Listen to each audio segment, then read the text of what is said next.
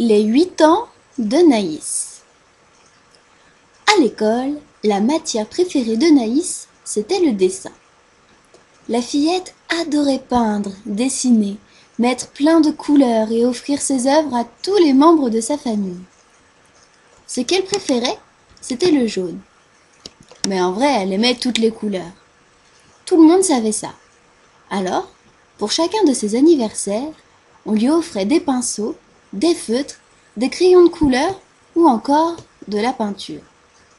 Comme ça, chaque jour, Naïs pouvait dessiner. Le jour de son 8e anniversaire arriva très vite. Il était tôt le matin, si tôt que les parents de Naïs dormaient encore et qu'on n'entendait pas le gazouillis des oiseaux. La petite fille dormait profondément. Elle serrait contre elle son lapin en peluche qu'elle avait depuis qu'elle était tout bébé. Soudain, il y eut un léger rayon de lumière dans sa chambre. Elle sentit une douce caresse sur sa joue qui la réveilla tranquillement. Un instant, Naïs crut qu'elle était en train de rêver. Devant elle se tenait une fée, toute violette, qui brillait de 1000 feux. Elle la regardait avec un magnifique sourire. Elle était belle et elle sentait la barbe à papa. « Joyeux anniversaire, Naïs !» dit-elle d'une voix qui chantait presque. « Je suis la fée des vœux. Je suis ici parce que tu as été une petite fille très sage. Nous t'avons bien observée depuis le pays des fées, et pour tes 8 ans, nous voulons t'offrir un cadeau. » Naïs écoutait, silencieuse, un sourire se dessinant sur son visage. La fée des vœux? Elle était là, dans sa chambre, rien que pour elle, parce qu'elle avait été sage. C'était le meilleur anniversaire de tous les temps. Naïs fit un petit mouvement de tête tandis que la fée continuait de parler. « Ton cadeau, Naïs, c'est un vœu. Tu as le droit de faire un vœu, celui que tu veux, et je le réaliserai. Mais fais bien attention, choisis-le bien, car un vœu qui se réalise a toujours de bons et de mauvais côtés, tu le sais. » La petite fille réfléchit très fort. Elle avait droit à un vœu, un seul vœu. Que pouvait-elle bien choisir? Pouvoir manger des bonbons à tous les repas? Avoir des tonnes et des tonnes de robes de princesse? Rendre son lapin en peluche vivant? Non. Non, en fait, Naïs savait exactement ce qu'elle allait faire comme vœu. Elle prit une grande inspiration et répondit à la fée des vœux. « Madame la fée des vœux, je souhaite que tout ce que je dessine devienne réalité. » La fée des vœux sourit et approuva d'un léger mouvement de tête. Ses longs cheveux violets se mirent à étinceler.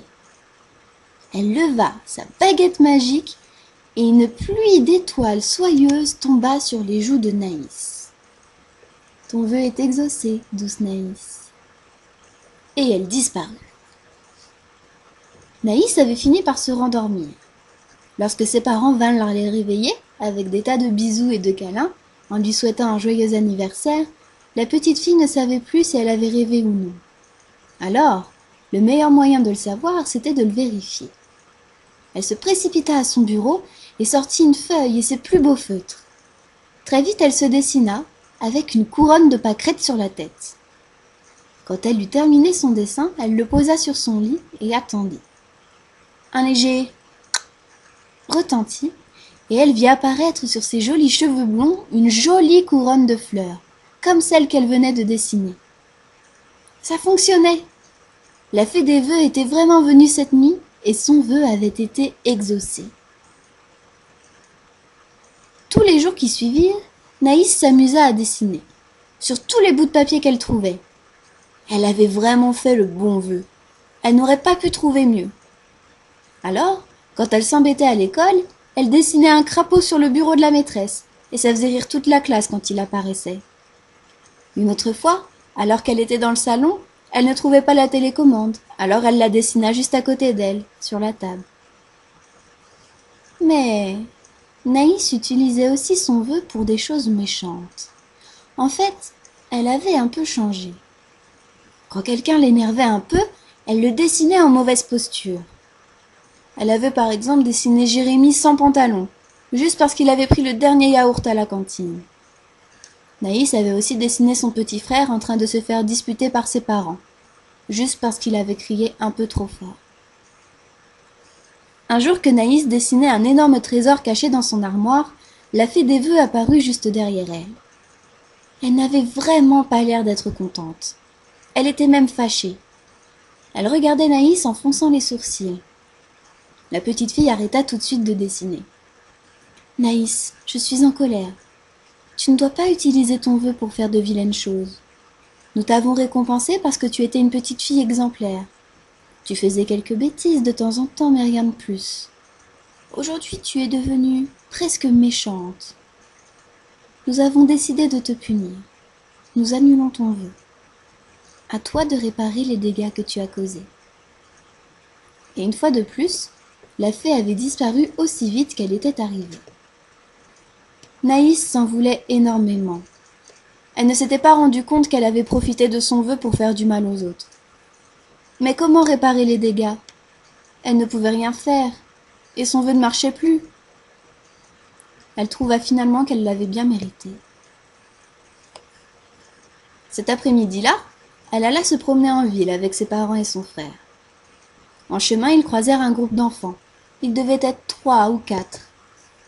Sa maman lui expliqua que ses enfants n'avaient plus de parents et qu'ils n'avaient pas de maison. Ils dormaient sans doute dans la rue. Comme c'était triste, Naïs eut envie de pleurer. Quand elle rentra à la maison, elle s'enferma dans sa chambre.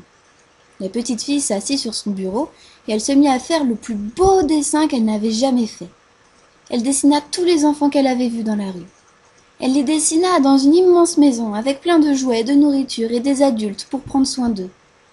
Elle les dessina tous avec un immense sourire sur le visage. Au loin, elle entendit un chuchotement. La fée des vœux lui parlait au creux de l'oreille. « Naïs, nous sommes fiers de toi. Nous ne pouvons pas t'accorder de nouveaux vœux. Plus jamais aucun de tes dessins ne deviendra réalité, sauf celui-ci. Parce que pour te féliciter, nous rendons ce dernier dessin vivant. Grâce à toi, Naïs, la vie de ces enfants va changer. » L'habituel retentit. Le lendemain, quand elle passa dans la rue, Naïs vit une grande maison là où elle avait vu hier les enfants abandonnés. Elle regarda à la fenêtre. Ils étaient tous là, avec d'autres enfants, à jouer et s'amuser à l'abri du dehors. Naïs était fière d'elle et elle continua sa route. Depuis ce jour, elle n'entendit plus jamais parler de la fée des vœux. Et elle n'oublia jamais son 8e anniversaire.